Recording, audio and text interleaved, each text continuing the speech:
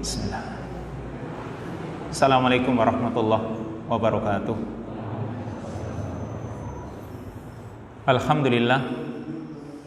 Alhamdulillahi hamdan katsiran thayyiban mubarakan fi kama yuhibbu rabbuna wa yarda.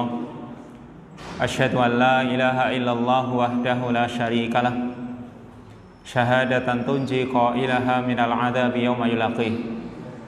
Wa asyhadu anna Muhammadan abduhu wa rasuluh ballagha risalah wa addal amanah wa nasahal ummah wa jahada fillahi haqqa jihadih wa taraka ummatahu ala mahajjatin bayda'a naqiyyah lailuha kanahariha la yazighu anha illa halik. Salawatullah wa salamuhu alaihi wa ala alihi wa ashabihi wa man sara ala nahjihi wa iqtafa asarahu ila yaumil qiyamah. Ikhwani wa akhwati fiddin rahimani wa rahmakumullah. Bapak-bapak, ibu-ibu, hadirin sekalian yang dirahmati oleh Allah. Alhamdulillah, pada kesempatan yang baik ini kita bisa mengkaji kembali ayat-ayat Allah dan hadis-hadis Rasulnya sallallahu alaihi wasallam, masih dari kitab Al-Mukhtasar fil Ibadah fil Aqidah yang ditulis oleh beliau Dr. Khalid Al-Musyaikih hafizahullahu taala, yang pembahasan terakhir insyaallah akan kita kaji tentang ta'rifus syirkil akbar, tentang definisi syirik akbar, yang ini bagian yang keempat. Man yaqra, ada yang membaca? Di halaman 15, Al-Matlabur Rabi', qala al-muallif hafizahullah, ta'rifus syirkil akbar, definisi tentang syirik akbar, syirik besar. Asyirku fil lughah khilaful infirad wa yutlaqu ala ma'na nasib wal hissah. Sekarang syirik dari sisi bahasa. Ya, asyirik dari sisi bahasa, tentunya bahasa Arab. Syirik ini bukan bahasa Jawa. Karena kadang Jawa juga punya kata-kata syirik. Misalnya kamu syirik banget sih. Nah, tapi itu bukan, itu bahasa Jawa. Sekarang bahasa Arab, syirik. Fil lugha dalam bahasa khilaful infirad, kebalikan dari infirad, yaitu mengesahkan atau mentauhidkan Allah. Jadi syirik kebalikan dari infirad, mengesahkan, menyatakan tunggal. Dan kalimat syirik wa yutlaqu ala ma'na nasib diartikan pula dengan makna an-nasib, yaitu bagian. Artinya kalau kita nanti ambil dari sisi definisi syirik, itu juga seolah-olah selain Allah itu punya bagian. Dalam ibadah kita, kalau kita tujukan kepada selain Allah, seolah-olah selain Allah itu punya bagian pada ibadah kita. Sehingga kalimat syirk itu juga punya makna tadi an-nasib, yaitu bagian atau hissah, andil. Serta di dalam ayat-ayat juga disebutkan kalimat syirkun yang artinya bagian. Seperti Allah Ta'ala berfirman, am lahum syirkun fis samawat. Apakah mereka sesembahan-sembahan itu memiliki syirk, memiliki bagian pada penciptaan langit dan bumi? Maka tentunya tidak. Karena sebagian orang merasa selain Allah itu punya andil dalam mengatur alam semesta ini. Dan ini nanti syirik dalam sisi istilah juga sama. Tapi dari sisi bahasa, yang artinya kebalikan dari mengesahkan Allah, kadang diartikan pula ikut andil, ikut bagian. Ini sisi bahasa. Kemudian sekarang menurut istilah yang namanya syirik, yaitu syirik akbar, dikatakan di sini taswiyatu ghairillahi billahi fi syai'in min khasaisillah. Syirik akbar yaitu menyamakan selain Allah dengan Allah. Selain Allah disamakan dengan Allah fi syai'in min khasaisillah, pada salah satu kekhususan Allah. Artinya Allah Subhanahu wa taala itu memiliki kekhususan yang tidak dimiliki oleh makhluknya. seperti menciptakan. Yang namanya menciptakan, membuat dari sesuatu yang tidak ada menjadi ada. Siapa yang melakukannya? Hanya Allah. Itu khusus Allah. Atau mengatur alam semesta ini, atau menurunkan hujan misalnya, memberi rizki. Itu semua kekhususan Allah, yang lain tidak memilikinya. Nah, ketika menyamakan selain Allah, disamakan dengan Allah Subhanahu wa ta'ala dalam urusan mengatur alam semesta ini, menganggap selain Allah itu bisa mengatur alam semesta ini. Katakanlah mungkin yang menjaga daerah tersebut, Mbau Rekso misalnya, sebuah daerah. Ini yang Mbau Rekso ini adalah Mbah Fulan siapa misalnya, yang bagi mereka gaib, tidak nampak, pokoknya mereka merasa ada yang ngatur selain Allah Subhanahu wa ta'ala. Berarti ketika menganggap selain Allah itu memiliki kekhususannya Allah, itu namanya syirik atau syirkul akbar. Dan ini tentunya dari sisi keyakinan ya, bukan dari sisi amalan, karena nanti dari sisi amalan ada yang lain. Ketika orang meyakini selain Allah itu bisa memberi kekuatan pada dirinya, katakanlah yang ringan saja, orang merasa jimatnya bisa memberikan kekuatan pada dirinya, atau mungkin keberkahan, atau raja yang ditempel di warung-warung misalnya, itu bisa mendatangkan rezeki. Berarti dia menganggap selain Allah punya kekuatan, sama seperti Allah Subhanahu wa ta'ala. Maka di sini syirik dalam keyakinan, meyakini, ini sudah dinyatakan syirik akbar dalam rububiyah Allah, yaitu urusan perbuatannya Allah seperti menciptakan, dari mengatur rezeki dan lain sebagainya. Atau ada yang mendefinisikan lain, ditinjau dari sisi uluhiyah, yaitu amalan hamba. Kalau tadi keyakinan, meyakini selain Allah punya kekuatan, ini keyakinan. Nah sekarang dari sisi amalan, yaitu sarful ibadah li ghairillahi azza wa jalla, memalingkan suatu ibadah kepada selain Allah, atau menunjukkan ibadah hamba melakukan amalan. Katakanlah tawakal, semendeh dalam hatinya, dia tawakalnya kok kepada jimatnya tadi. Berarti di sini juga syirik ya. Tapi dalam hal ibadah yang dilakukan oleh hamba tersebut atau amalan hatinya, dia tujukan kepada selain Allah, ini juga termasuk syirik akbar. Memang ada banyak definisi para ulama. Tadi karena ditinjau dari dua sisi, dari rububiyah dan uluhiyah. Kalau dari sisi rububiyah berarti taswiyatu ghairillah billahi fi syai'in min khasaisillah, menyamakan selain Allah disamakan dengan Allah pada kekhususan yang itu milik Allah, seperti tadi menciptakan, mengatur, memberi rezeki, menghidupkan, mematikan. Tapi ini sisi keyakinan. Atau definisi yang kedua, sarful ibadah li ghairillah, menunjukkan suatu ibadah untuk selain Allah. Ketika menyembelih, berkurban, dia tujukan kepada misalnya jembatan, atau yang bau rekso sungai tersebut, karena dia membangun jembatan. Atau mungkin dia membangun sebuah gedung bertingkat, pencakar langit, apartemen misalnya, dia harus memberikan sesaji kepada penghuni daerah tersebut.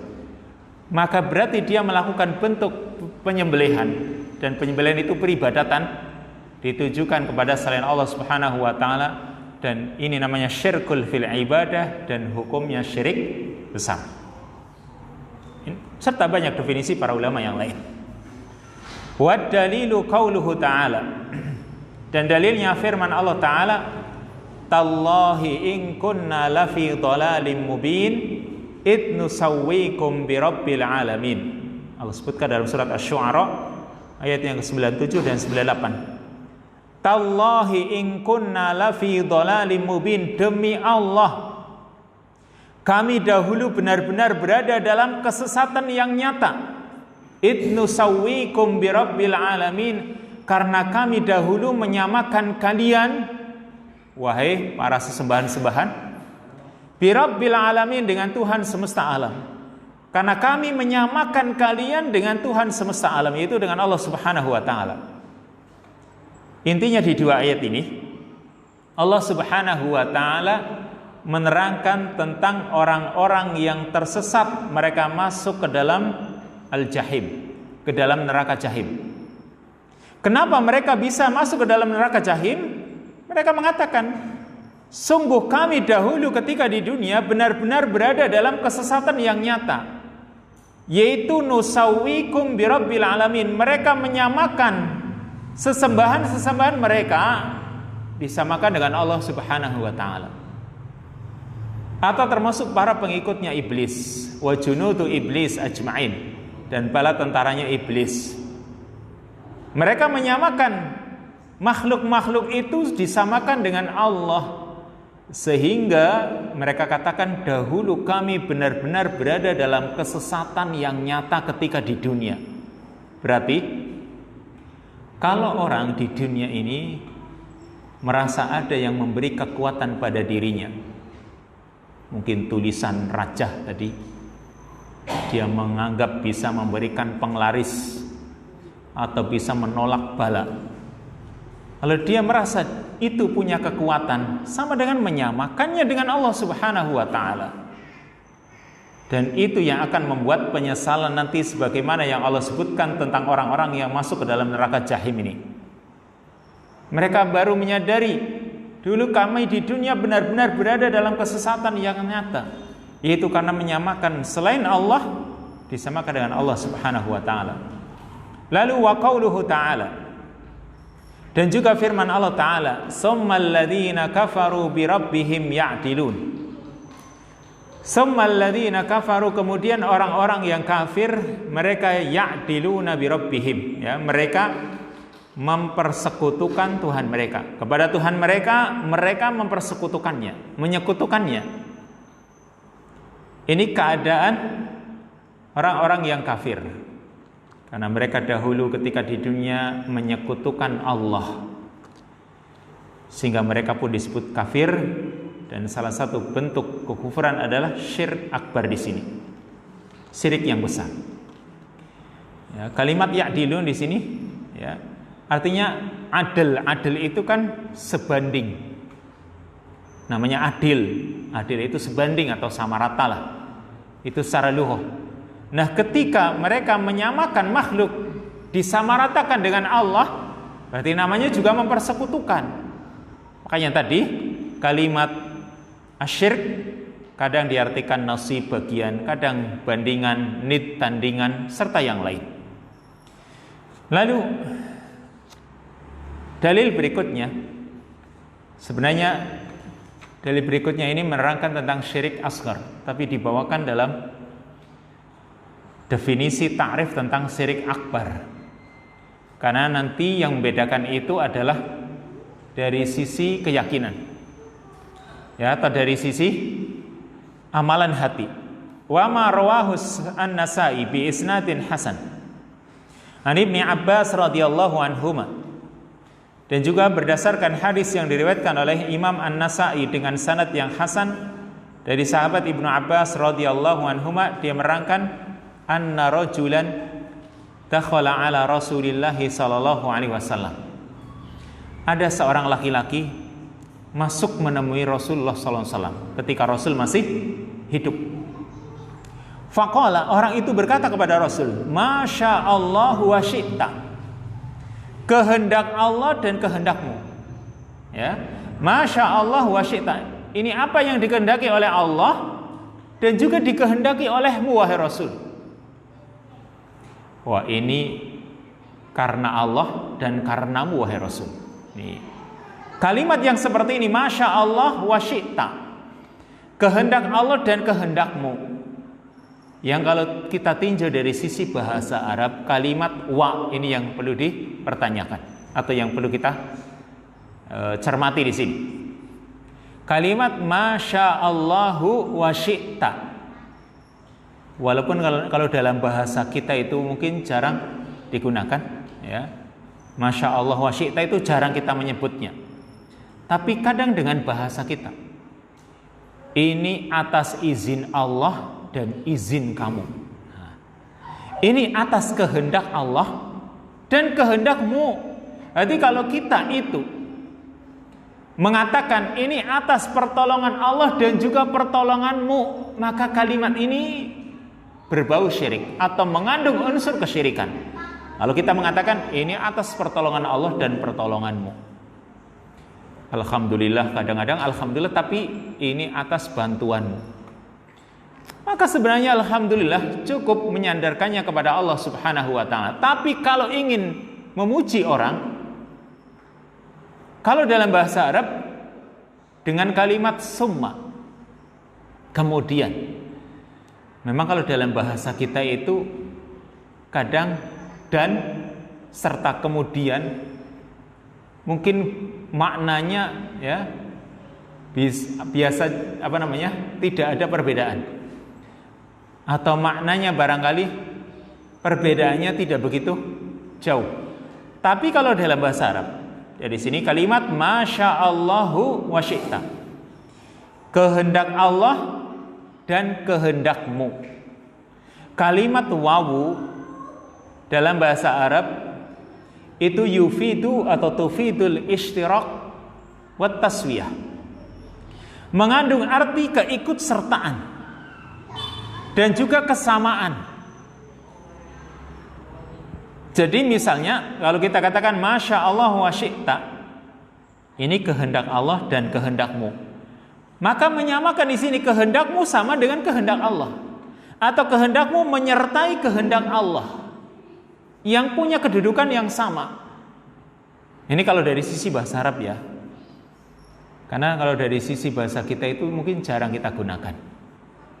Masya Allah wa syi'ta itu jarang. Tetapi dari sisi bahasa Arab, karena ada buktinya, ada seorang sahabat datang menemui Rasulullah SAW mengatakan Masya Allah wa syi'ta, kehendak Allah dan kehendakmu wahai Rasul. Maka berarti menganggap kehendak Rasul itu sama dengan kehendak Allah, atau punya kedudukan yang sama, padahal harusnya berbeda. Kenapa? Kehendak Allah mutlak sifatnya, gak ada batasan, gak ada yang menghalangi. Tapi kalau kehendak manusia muqayyad, tergantung kehendak Allah. Dan kita sendiri sadar dalam kehidupan kita, kita kadang punya keinginan, tapi keinginan Allah kadang lain. Nah, yang berlaku di dunia ini siapa? Keinginannya siapa? Keinginan Allah. Contoh sedikit saja, misalnya dalam kehidupan kita, kita itu maunya tidak hujan kalau pas lagi taklim, kalau pas lagi kerja gitu ya, maunya nggak hujan. Tapi bisa saja keinginan kita maunya nggak hujan, kadang disetujui sama Allah, Allah menghendaki tidak hujan. Tapi kadang kita itu menghendaki nggak hujan, ternyata Allah turunkan hujan. Kita bisa nggak menolak? Nggak bisa. Karena kehendak Allah mutlak. Kehendak manusia di bawah kehendak Allah, nggak bisa keluar dari kehendak Allah. Makanya kalimat summa yufidu tarahi, mengandung arti ada jarak, yang berarti kehendak manusia itu di bawah kehendak Allah. Bukan sejajar, bukan. Kalau sejajar berarti punya kekuatan yang sama. Tapi kalau di bawah kehendak Allah, maka nggak bisa menembus kehendak Allah. Manusia memang punya kehendak, diberi kehendak. Kita itu diberi keinginan, menginginkan sesuatu, ya. Kadang terpenuhi, kadang tidak. Kita lapar, ingin makan. Apakah selalu ketika kita menginginkan makan selalu terpenuhi? Nggak mesti. Kalau memang Allah menghendaki, ya kita terpenuhi untuk menghilangkan lapar kita. Tapi kadang juga tidak, karena memang kehendak manusia itu muqayyad, yaitu dibatasi oleh kehendak Allah. Maka ketika mendengar kalimat ini tadi, orang mengatakan Masya Allah wa syi'ta, kehendak Allah dan kehendakmu. Dari sisi bahasa, orang ini menyamakan kehendak Rasul dengan kehendak Allah, dan ini syirik namanya. Menyamakan sih. Faqala Rasulullah SAW, maka Rasulullah SAW bersabda, Beliau menasehati orang ini, aja'altani lillahi niddan, apakah kamu menjadikanku bagi Allah tandingan? Apakah kamu telah menjadikan diriku sebagai tandingan bagi Allah? Ini enggak boleh.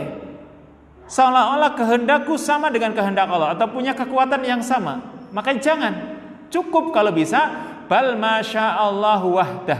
Ucapkan masya Allah saja. Kehendak Allah semata ini. Selesai. Itu lebih baik. Walaupun ulama membolehkan masya Allah summa syi'ta, tetapi karena Nabi sallallahu alaihi wasallam ya lebih menganjurkan supaya membatasi cukup kehendak Allah. Berarti alhamdulillah.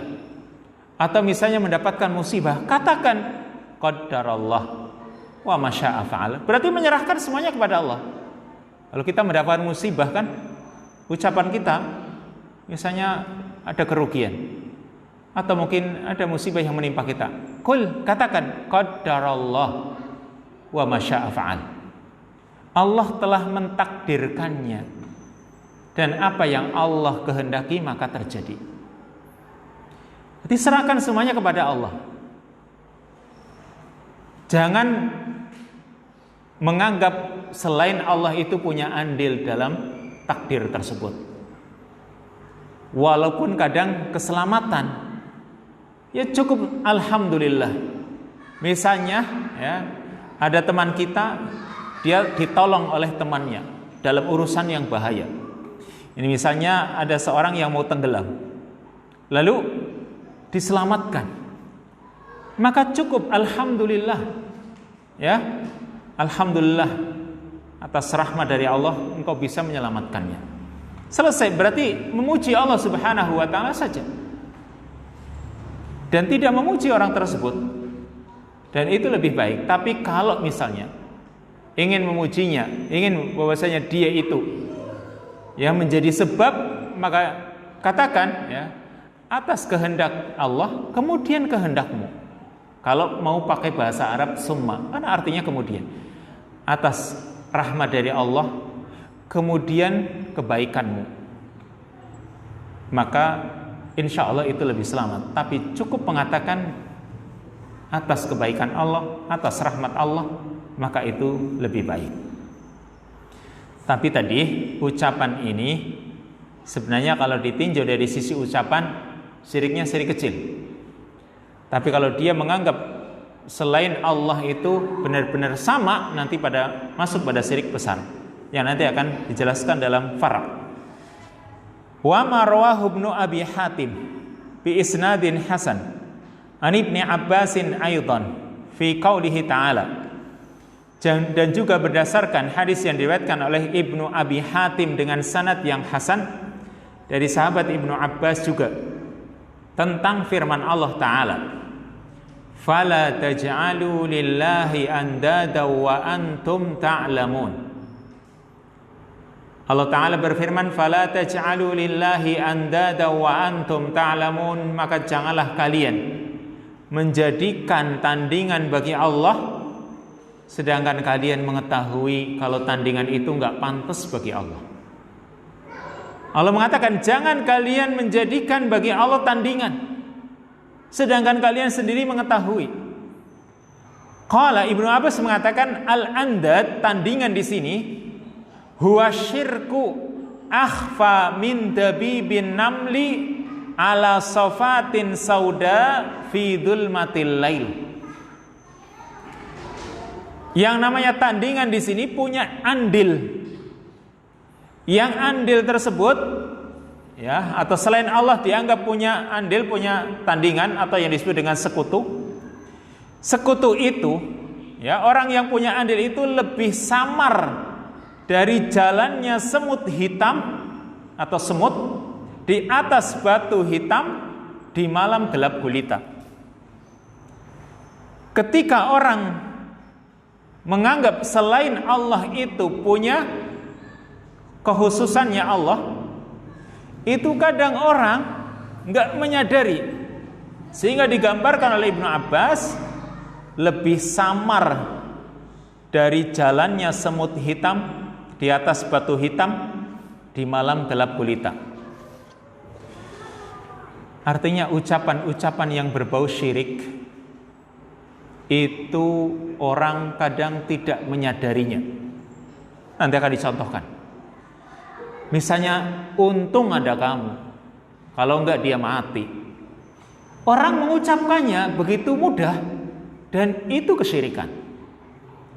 Untung ada kamu, kalau enggak dia mati. Nah, kalimat yang seperti ini berbau syirik dan orang enggak merasa. Makanya Ibnu Abbas mengatakan seperti jalannya semut hitam. Semut hitam di atas batu hitam di siang hari saja kadang enggak nampak semutnya mana, sama warnanya dengan batu. Apalagi sudah bukan semutnya, jalannya. Ini tadi lewat mana ini kok bisa sampai sini? Semutnya saja nggak nampak. Apalagi di malam gelap gulita.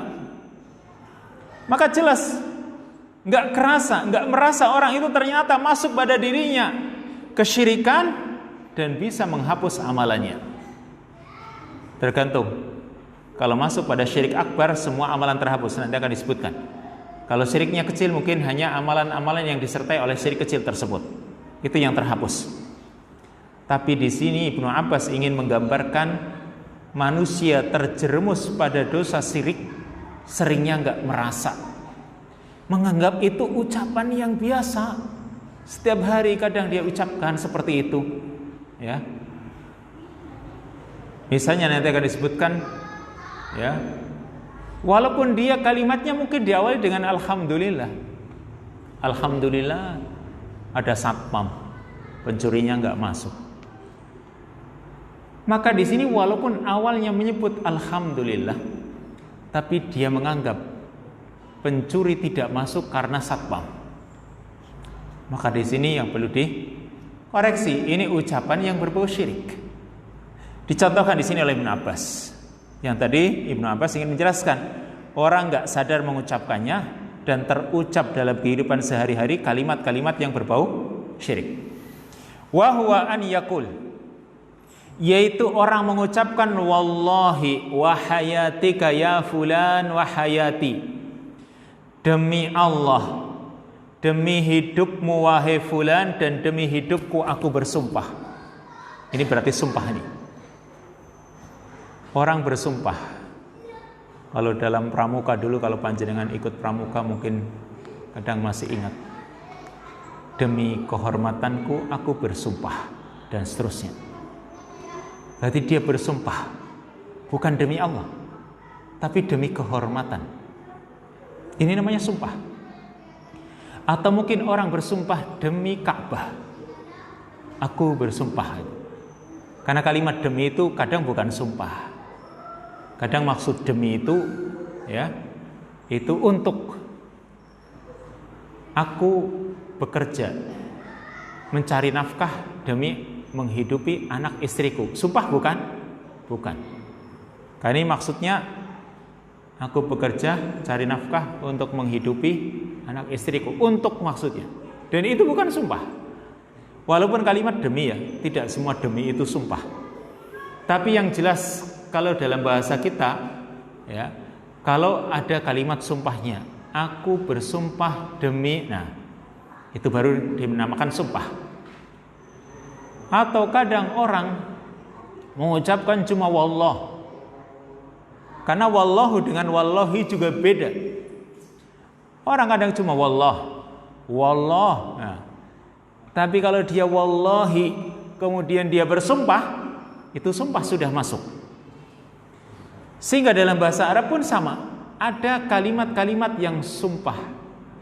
Ada wallahi, ada tallahi, ada billahi. Nah, ini namanya sumpah. Ketika orang bersumpah dengan selain Allah, maka masuk hukumnya syirik.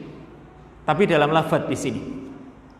Mengapa orang kok cuma bersumpah dikatakan syirik? Kan cuma dia mengatakan aku bersumpah demi Ka'bah bahwa titik-titik terus. Nah, apa yang dia inginkan? Aku bersumpah demi Ka'bah. Perhatikan sisi syiriknya. Ketika orang menyebut aku bersumpah demi Ka'bah, maka dia sebut kalimat Ka'bah dalam sumpahnya, tentunya karena Ka'bah dalam hatinya punya keagungan. Karena Ka'bah memiliki suatu keagungan di dalam hati orang yang mengatakannya. Karena nggak mungkin dia menyebutkan kalimat-kalimat yang nggak punya keagungan. Misalnya, demi Masjid Al-Iman aku bersumpah. Masjid Al-Iman nggak masuk dalam hati orang tersebut. Tapi kalau dia menyebut demi Ka'bah, Ka'bah itu terasa agung pada dirinya. Demi Syekh Fulan aku bersumpah. Syekh Fulan, nggak tahu siapa, ya, masuk dalam dirinya punya pengagungan. Apa dalam dirinya mengagungkan Syekh tersebut. Makanya disitulah dilarang bersumpah dengan selain Allah. Karena ketika dia menyebut sumpah demi apalah, ya, katakanlah demi kehormatanku aku bersumpah. Kehormatan pada dirinya punya makna yang dalam, atau ada kebesaran dalam hatinya, sehingga di situ dilarang. Makanya di sini orang mengatakan wallahi wa hayatika ya fulan wa hayati, demi Allah, demi hidupmu wahai fulan, dan demi hidupku aku bersumpah. Maka ini masuk syirik. Kemudian yang kedua, wa qaulu laula kulaibatu hada la atana lusus. Andai kata tidak ada anjing kecil ini, pasti pencuri datang. Kalau tidak ada anjing kecil ini, pencurinya datang. Berarti sama dengan untung ada anjing kecil. Untung ada anjingnya, kalau enggak pencurinya udah masuk. Nah, ini sama. Berarti dia menganggap tidak masuknya pencuri, tidak datangnya pencuri karena anjing. Maka lafaz yang seperti ini menyamakan dengan Allah. Walau lal battu fid dar la atana lusus. Andai kata tidak ada bebek atau tidak ada angsa di rumah, pasti datang pencurinya.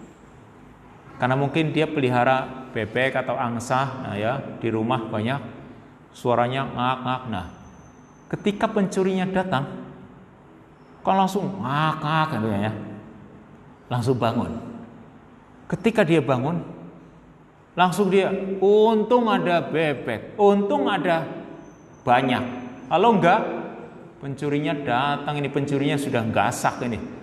Maka kalimat seperti itu sudah dinyatakan syirik.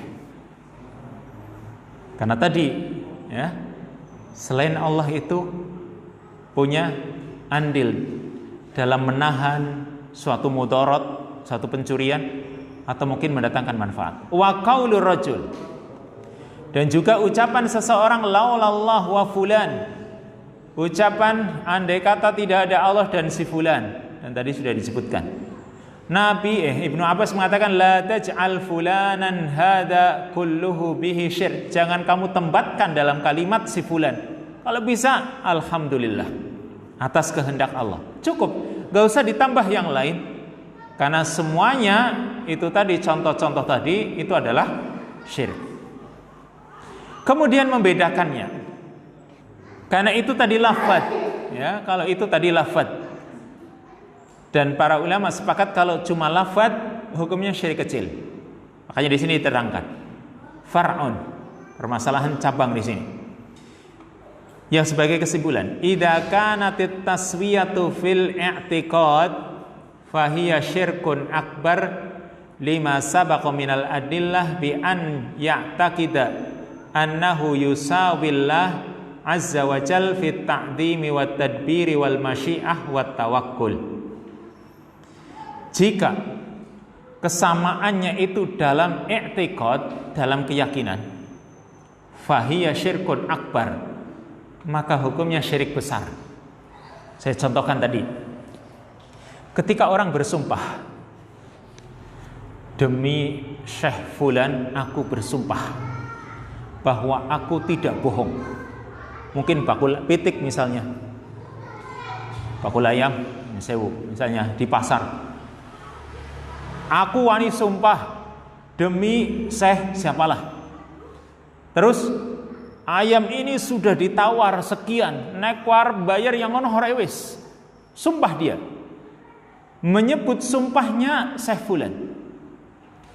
Kalau dalam hatinya Syekh Fulan ini ya, itu diagungkan oleh hatinya, bukan cuma lafaz saja terucap, tapi dalam hatinya ada pengagungan kepadanya, masuk syirik besar.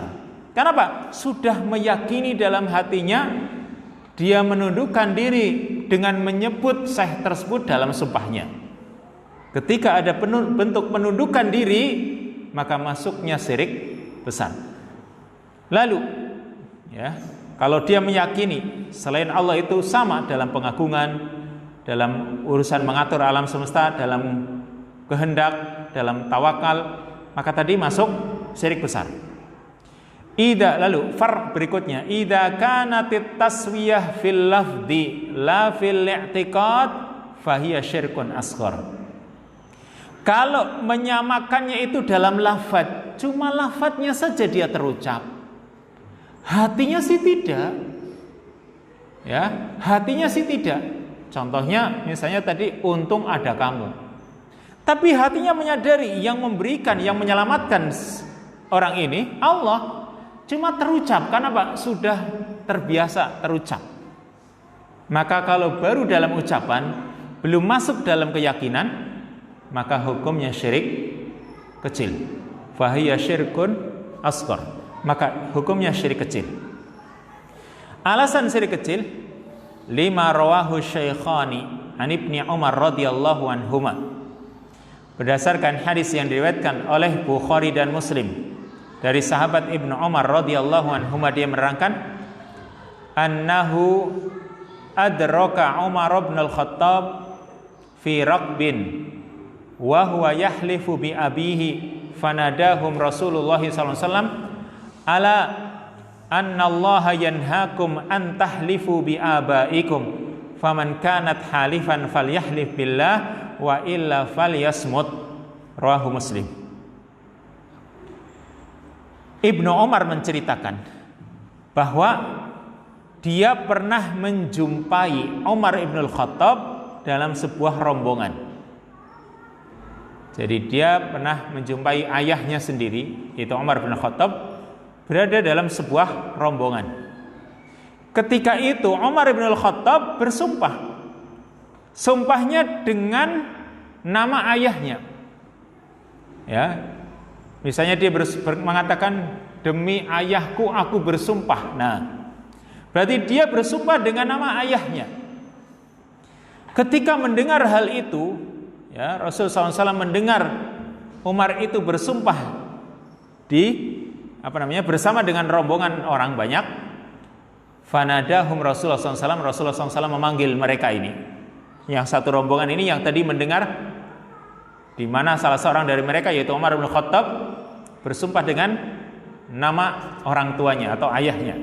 Apa kata beliau? Ala, ini bukan annallah, ala innallaha yanhaakum an tahlifu bi abaikum. Ketahuilah, sesungguhnya Allah telah melarang kalian untuk bersumpah dengan nama ayah-ayah kalian, dengan nama bapak-bapak kalian. Faman kana halifan, barang siapa bersumpah, falyahlif billah, hendaklah dia bersumpah dengan nama Allah. Wa illa falyasmut, kalau tidak hendaklah dia diam. Berarti ya, kalau ingin bersumpah sebut nama Allah, jangan dengan selain Allah. Tapi kalau tidak ingin sumpah, maka lebih baik diam. Rawahu Muslim, hadis ini diriwayatkan oleh Imam Muslim. Jadi di sini sisi pengambilan dalil, wajhud dilalah. Sisi pengambilan dalil bahwasanya ini hadis yang tadi menerangkan bahwasanya ceritanya tadi Umar bin Khattab ketika berada dalam satu rombongan, ya, dia bersumpah dengan menyebut orang tuanya. Aku bersumpah demi ayahku. Nah, itu didengar oleh Rasul, lalu Rasul melarang. Kalau ingin bersumpah sebut nama Allah. Nah, sisi pengambilan dalil bahwasanya ini hukumnya syirik kecil. Annal halifa bi ghairillah law kana syirkan akbar lama akhara Rasulullah sallallahu alaihi wasallam ta'limahu sahabah. Kalau ini hukumnya syirik besar, maka Nabi tidak akan menunda untuk menerangkan perkara ini. Berarti karena perkara ini biasa mungkin dilakukan oleh para sahabat atau manusia yang ada di zaman beliau waktu itu. Orang-orang biasa melakukannya, tapi Nabi tidak langsung melarang. Kenapa? Karena hukumnya syirik kecil masih.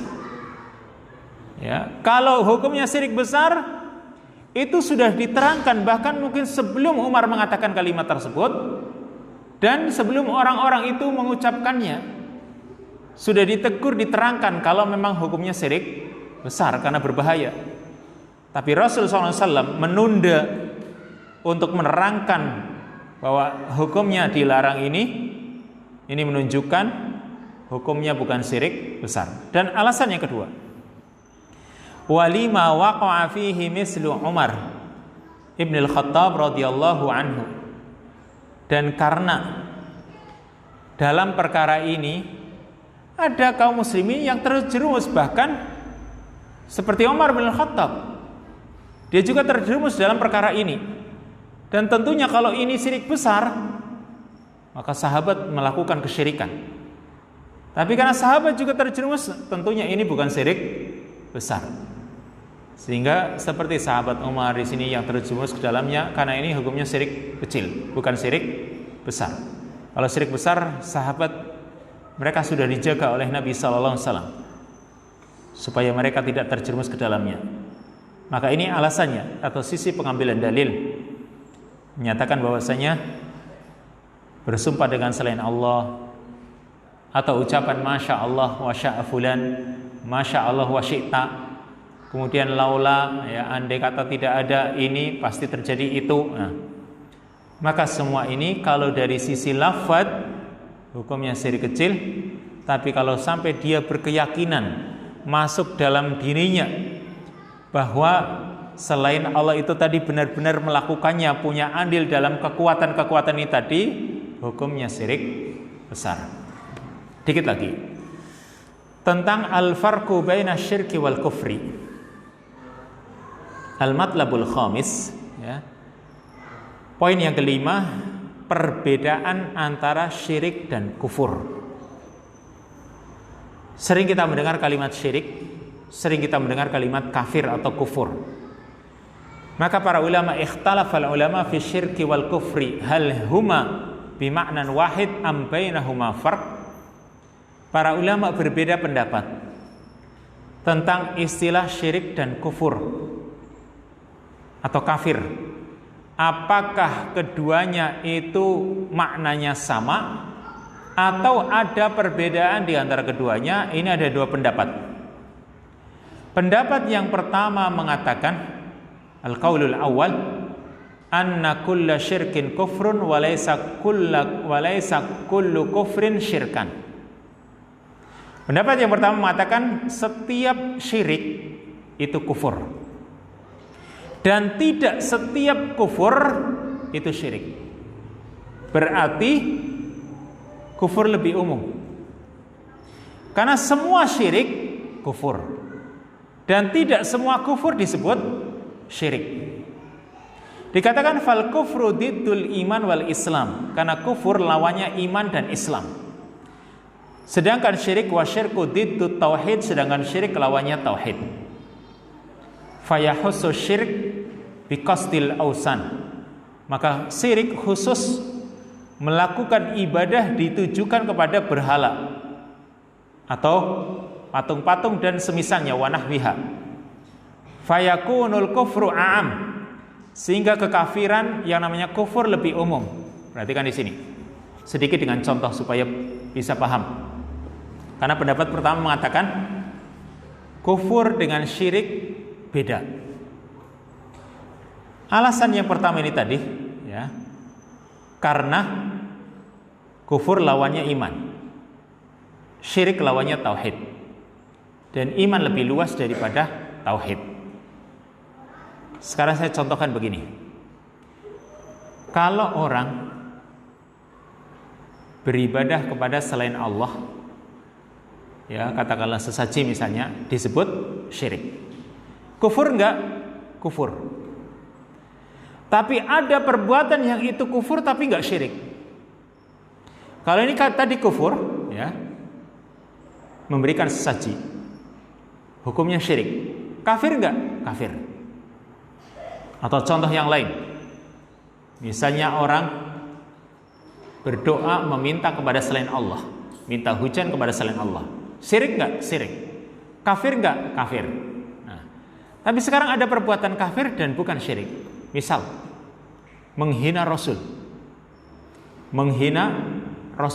membuat kartun, karikatur barangkali, film Rasul, ya. Yang di situ menghina Rasul, syirik nggak? Enggak. Kafir? Iya.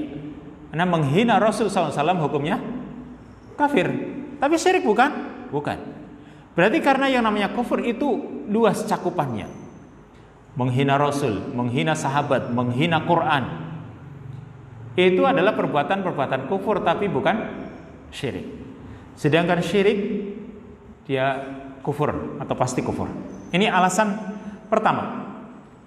Lalu ditinjau dari sisi lughah, masih pendapat pertama tadi yang membedakan, ya. Karena dari sisi bahasa sekarang, id fil lughah, karena dalam bahasa bainahuma farqun, di antara keduanya juga ada perbedaan. Kufur dari kata kafaro, syirkun dari kata syaraka, syirk. Nah, kalau dari sisi bahasa saja sudah beda, famin sama yakunu fi syarq, maka dari sisi syariat pun akan beda. Jadi kalau dari sisi bahasa sudah beda maknanya, maka nanti dari sisi syariat pun dia punya perbedaan. Li'annahu nazala bil lughatil Arab, karena syariat Islam diturunkan oleh Allah berdasarkan bahasa Arab. Karena dari sisi bahasa Arab sudah beda, berarti nanti dari sisi definisi syariat pun akan berbeda. Dan juga alasan ketiga, wali qaulihi ta'ala, berdasarkan firman Allah Ta'ala, karena Allah membedakan. Allah mengatakan dalam surat Al-Bayyinah ayat yang pertama, lam yakunil ladzina kafaru min ahlil kitabi wal musyrikina munfakkina hatta ta'tiyahumul bayyinah. Ya, lam yakunil ladzina kafaru, orang-orang kafir, ya, dari ahli kitab dan orang-orang musyrik. Jadi kan mereka terus berpecah belah sehingga datang kepada mereka petunjuk. Dia di sini Allah Subhanahu wa taala menyebutkan kalimat kufur dan musyrikin. Alladzina kafaru, orang-orang kafir, kemudian wal musyrikin. Maka karena disebut di sini dalam sebuah konteks ayat, maka dikatakan wajhud dilalah, sisi pengambilan dalil, anna atfa ahlil kitab alal musyrikin wal atfu yaqtadil mughayarah. Karena di dalam ayat ini diatafkan, diikutkan orang-orang musyrik, diikutkan pada alladzina kafaru, orang-orang kafir. Berarti karena yang namanya ataf diikutkan, pasti ada perbedaan. Intinya, kalau disebutkan dalam satu konteks ayat alladzina kafaru, ya, atau al-kuffar dengan musyrikin, berarti karena keduanya punya perbedaan.